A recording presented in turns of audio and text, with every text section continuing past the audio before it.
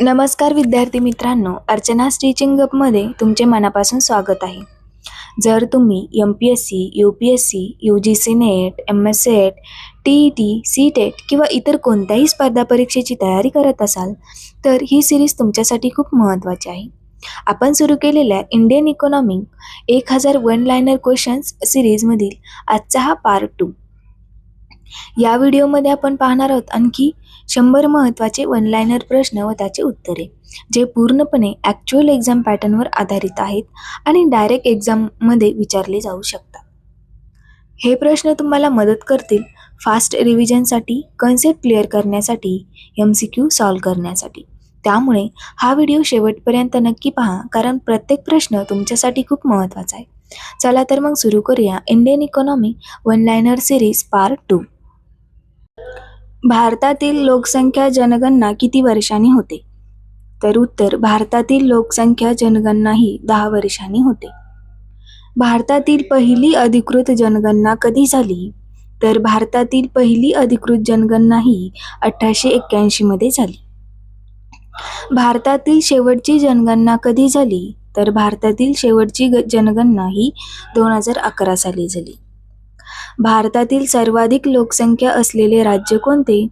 भारतातील सर्वाधिक लोकसंख्या असलेले राज्य उत्तर प्रदेश. भारतातील सर्वात कमी लोकसंख्या असलेले राज्य? तर भारतातील सर्वात कमी लोकसंख्या असलेले राज्य सिक्कीम. भारतातील सर्वाधिक लोकसंख्या असलेले केंद्रशासित प्रदेश कोणता? तर भारतातील सर्वाधिक लोकसंख्या असलेले केंद्रशासित प्रदेश दिल्ली. भारतातील साक्षरतेचा दर म्हणजे 2011 नुसार किती होता? तर भारतातील साक्षरतेचा दर हा 74.04% होता. भारतातील सर्वाधिक साक्षर राज्य कोणते? तर भारतातील सर्वाधिक साक्षर राज्य हे केरळ. भारतातील सर्वात कमी साक्षर राज्य कोणते? भारतातील सर्वात कमी साक्षर राज्य बिहार. लोकसंख्या वाढ मोजण्यासाठी कोणता दर वापरला जातो? लोकसंख्या वाढ मोजण्यासाठी ग्रोथ रेट हा दर वापरला जातो. भारतात नियोजनाची कल्पना प्रथम कोणी मांडली? तर भारतात नियोजनाची कल्पना M. विश्वेश्वरय्या यांनी मांडली. प्लान्ड इकॉनॉमी फॉर इंडिया हे पुस्तक कोणी लिहिले? तर प्लान्ड इकॉनॉमी फॉर इंडिया हे पुस्तक M. विश्वेश्वरय्या यांनी लिहिले. भारतातील पहिली पंचवार्षिक योजना कोणत्या कालावधीसाठी होती? तर भारतातील पहिली पंचवार्षिक योजना ही 1951 ते 1956 या कालावधीसाठी होती. दुसरी पंचवार्षिक योजना कोणत्या कालावधीसाठी होती? तर दुसरी पंचवार्षिक योजना ही 1956 ते 1961 या कालावधीसाठी होती. तिसरी पंचवार्षिक योजना कोणत्या कालावधीसाठी होती? तर तिसरी पंचवार्षिक योजना ही 1961 ते 1966 या कालावधीसाठी होती. योजना सुट्टी म्हणजे प्लॅन हॉलिडे कधी होता? तर प्लॅन हॉलिडे हा 1966 ते 1969 मध्ये होता. चौथी पंचवार्षिक योजना कधी सुरू झाली? तर चौथी पंचवार्षिक योजना 1969 साली सुरू झाली. पंचवार्षिक योजना किती वर्षासाठी असते? तर पंचवार्षिक योजना ही 5 वर्षासाठी असते. भारतातील शेवटची पंचवार्षिक योजना कोणती? तर भारतातील शेवटची पंचवार्षिक योजना ही 12वी पंचवार्षिक योजना होती. 12वी पंचवार्षिक योजनेचा कालावधी कोणता? तर 12वी पंचवार्षिक योजनेचा कालावधी 2012 ते 2017. भारतातील गरिबी रेषा ठरवणारी समिती कोणती? तर भारतातील गरिबी रेषा ठरवणारी समिती तेंडुलकर कमिटी. गरिबी मोजण्यासाठी वापरला जाणारा निर्देशांक कोणता? तर गरिबी मोजण्यासाठी वापरला जाणारा निर्देशांक पॉवर्टी लाईन. भारतातील ग्रामीण गरिबी जास्त कोणत्या भागात आहे? तर भारतातील ग्रामीण गरिबी जास्त पूर्व भारत या भागात आहे. शहरी गरिबी सर्वाधिक कुठे आहे? शहरी गरिबी ही झोपडपट्टी भागात आहे. बहुआयामी गरिबी निर्देशांक कोण प्रकाशित करते? तर बहुआयामी गरिबी निर्देशांक UNDP प्रकाशित करते. गरिबी कमी करण्यासाठी कोणती योजना आहे? गरिबी कमी करण्यासाठी मनरेगा ही योजना आहे. अन्न सुरक्षा योजना कधी सुरू झाली? अन्न सुरक्षा योजना ही 2013 साली सुरू झाली. अन्न सुरक्षा कायद्याचे पूर्ण नाव काय? अन्न सुरक्षा कायद्याचे पूर्ण नाव नॅशनल फूड सिक्युरिटी ॲक्ट. भारतात गरिबी कमी होण्याचे मुख्य कारण काय? भारतात गरिबी कमी होण्याचे मुख्य कारण आर्थिक विकास होय. गरिबी निर्मूलन कार्यक्रमाचा उद्देश काय? गरिबी निर्मूलन कार्यक्रमाचा उद्देश गरिबांचे जीवनमान सुधारणे. भारतातील कृषी जनगणना किती वर्षांनी होते? भारतातील कृषी जनगणना ही 5 वर्षांनी होते. भारतातील सर्वाधिक सिंचन कोणत्या पद्धतीने होते? तर भारतातील सर्वाधिक सिंचन कालवे पद्धतीने होते. भारतातील मुख्य खरीप पीक कोणते? भारतातील मुख्य खरीप पीक तांदूळ. भारतातील मुख्य रब्बी पीक कोणते? भारतातील मुख्य रब्बी पीक गहू. भारतातील ज्वारी उत्पादनात आघाडीवर असलेले राज्य कोणते? भारतातील ज्वारी उत्पादनात आघाडीवर असलेले राज्य महाराष्ट्र. भारतातील सर्वाधिक तांदूळ उत्पादन राज्य कोणते? तर भारतातील सर्वाधिक तांदूळ उत्पादन राज्य पश्चिम बंगाल. हरित क्रांती सर्वप्रथम कुठे यशस्वी झाली? हरित क्रांती सर्वप्रथम पंजाब येथे यशस्वी झाली. भारतातील सर्वाधिक दूध उत्पादन राज्य कोणते? भारतातील सर्वाधिक दूध उत्पादन राज्य उत्तर प्रदेश. भारतातील दुग्ध क्रांतीचे जनक कोण? भारतातील दुग्ध क्रांतीचे जनक वेग्रेस कुरिन. ऑपरेशन फूड कशाशी संबंधित आहे? ऑपरेशन फूड हे दूध उत्पादनाशी संबंधित आहे. भारतातील औद्योगिक क्रांती कधी सुरू झाली? भारतातील औद्योगिक क्रांती 19व्या शतक मध्ये सुरू झाली. भारतातील पहिली कापड गिरणी कुठे सुरू झाली? तर भारतातील पहिली कापड गिरणी मुंबई येथे सुरू झाली. भारतातील पहिली लोखंड स्टील कंपनी कोणती? तर भारतातील पहिली लोखंड steel company Tata steel. Tata steel कुठे आहे? तर टाटा स्टील जमशेदपूर येथे आहे. भारतातील सर्वात मोठा सार्वजनिक क्षेत्र उद्योग कोणता? तर भारतातील सर्वात मोठा सार्वजनिक क्षेत्र उद्योग ONGC. भारतातील कोळसा उत्पादनात आघाडीवर राज्य कोणते? तर भारतातील कोळसा उत्पादनात आघाडीवर राज्य झारखंड. भारतातील पेट्रोलियम उत्पादनात आघाडीवर राज्य कोणते? तर भारतातील पेट्रोलियम उत्पादनात गुजरात हे राज्य आघाडीवर आहे. भारतातील सर्वात मोठा IT हब कोणता? तर उत्तर आहेत बेंगळुरू. भारतातील ऑटोमोबाईल उद्योगाचे केंद्र कोणते? तर भारतातील ऑटोमोबाईल उद्योगाचे केंद्र चेन्नई. भारतातील औद्योगिक धोरण 1991 कशाशी संबंधित आहे? तर भारतातील औद्योगिक धोरण 1951 आर्थिक उदारीकरणाशी संबंधित आहे. नाबार्डचे पूर्ण रूप काय? नाबार्डचे पूर्ण रूप national bank for agriculture and rural development. नाबार्डची स्थापना कधी झाली? नाबार्डची स्थापना 1982 साली झाली. सेबीचे पूर्ण रूप काय?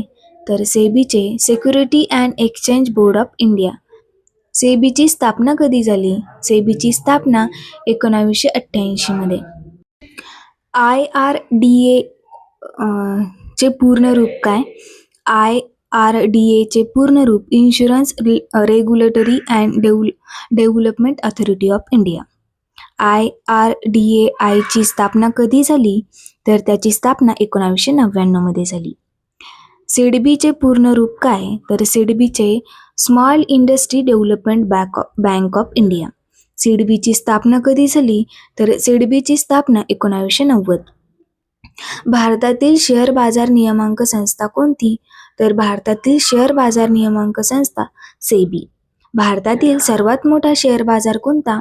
तर भारतातील सर्वात मोठा शेअर बाजार BSE. भारतात चलनवाढ नियंत्रण कोण करते? तर भारतात चलनवाढ नियंत्रण RBI करते. भारतातील चलनवाढ मोजण्यासाठी कोणता निर्देशांक वापरतात? तर भारतातील चलनवाढ मोजण्यासाठी CPI कन्झ्युमर प्राइस इंडेक्स निर्देशांक वापरतात. नोटबंदी कधी झाली? तर नोटबंदी 8 नोव्हेंबर 2016 मध्ये झाली. नोटबंदीमध्ये कोणत्या नोटा बंद झाल्या? तर नोटबंदीमध्ये 500 आणि 1000च्या नोटा बंद झाल्या. नवीन रुपयाची नोट कधी आली? तर नवीन 2000 रुपयाची नोट 2016मध्ये आली. भारतात डिजिटल पेमेंट वाढविण्यासाठी कोणती योजना आहे? तर भारतात डिजिटल पेमेंट वाढविण्यासाठी डिजिटल इंडिया ही योजना आहे. UPIचे पूर्ण रूप काय? तर युनिफाईड पेमेंट्स इंटरफेस. UPI कोण विकसित करते? UPI NPCI विकसित करते. NPCIचे पूर्ण रूप काय? तर national payments corporation of India. भारतातील सर्वात लोकप्रिय डिजिटल पेमेंट प्रणाली कोणती? तर भारतातील सर्वात लोकप्रिय डिजिटल पेमेंट प्रणाली UPI. निर्यात म्हणजे काय? तर निर्यात म्हणजे देशाबाहेर वस्तू विकणे. तर आयात म्हणजे काय? तर आयात म्हणजे देशाबाहेरून वस्तू खरेदी करणे. व्यापार संतुलन म्हणजे काय? तर निर्यात आयात यातील फरक. व्यापार तूट म्हणजे काय? तर व्यापार तूट म्हणजे निर्यातीपेक्षा आयात जास्त असणे. व्यापार अधिशेष म्हणजे काय? तर आयातीपेक्षा निर्यात जास्त असणे. भारतातील सर्वाधिक निर्यात वस्तू कोणती? तर भारतातील सर्वाधिक निर्यात वस्तू पेट्रोलियम उत्पादने. भारतातील सर्वाधिक आयात वस्तू कोणती? तर भारतातील सर्वाधिक आयात वस्तू क्रूड ऑइल. भारताचा सर्वात मोठा निर्यात बाजार कोणता? तर भारताचा सर्वात मोठा निर्यात बाजार USA. एसेन म्हणजे काय? तर एसेन म्हणजे association of south east Asian nations. सार्कचे मुख्यालय कुठे आहे? तर सार्कचे मुख्यालय काठमांडू येथे आहे. मानव विकास निर्देशांक म्हणजेच HDI ह्युमन डेव्हलपमेंट इंडेक्स कोण सादर करते?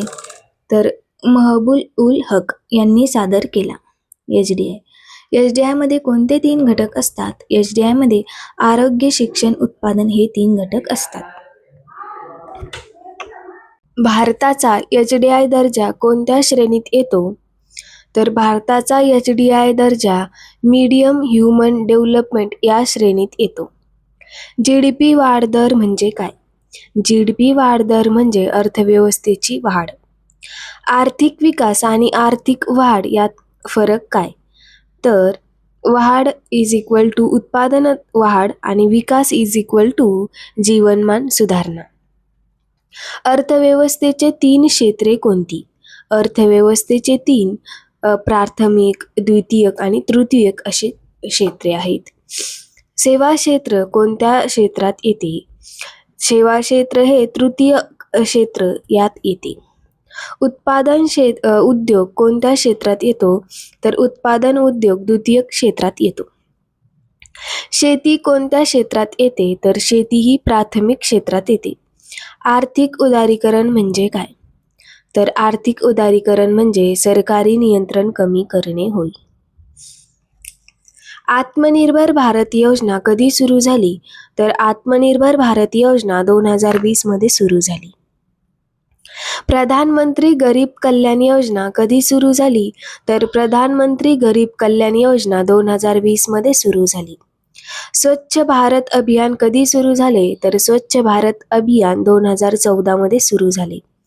प्रधानमंत्री आवास योजना कधी सुरू झाली? तर प्रधानमंत्री आवास योजना 2015 मध्ये सुरू झाली. उज्ज्वला योजना कधी सुरू झाली? तर उज्ज्वला योजना 2016 मध्ये सुरू झाली. आयुष्यमान भारत योजना कधी सुरू झाली? तर आयुष्यमान भारत योजना 2018 मध्ये सुरू झाली. प्रधानमंत्री विकास सन्मान निधी कधी सुरू झाला? तर प्रधानमंत्री किसान सन्मान निधी 2019 मध्ये सुरू झाला. स्टार्टअप इंडिया योजना कधी सुरू झाली? तर स्टार्टअप इंडिया 2016 मध्ये सुरू झाली. स्किल इंडिया मिशन कधी सुरू झाले? तर स्किल इंडिया मिशन 2015 मध्ये सुरू झाले. मेक इन इंडियाचा उद्देश काय? तर मेक इन इंडियाचा उद्देश उद्योग व उत्पादन वाढवणे. तर मित्रांनो, हा होता आपला Indian economy 1001 one liner question सिरीजचा पार्ट 2. मला आशा आहे की हा क्विक रिव्हिजन व्हिडिओ तुम्हाला MPSC, UPSC, UGC NET, MS TET, CTET परीक्षांसाठी नक्कीच उपयोगी पडेल. व्हिडिओ आवडला असेल तर लाईक करा, मित्रांसोबत शेअर करा आणि अर्चनाज टीचिंग हबला सबस्क्राईब करायला विसरू नका. लवकरच भेटूया आपण पार्ट 3 मध्ये. तोपर्यंत अभ्यास करत राहा. सक्सेसकडे एक पाऊल पुढे टाका. धन्यवाद.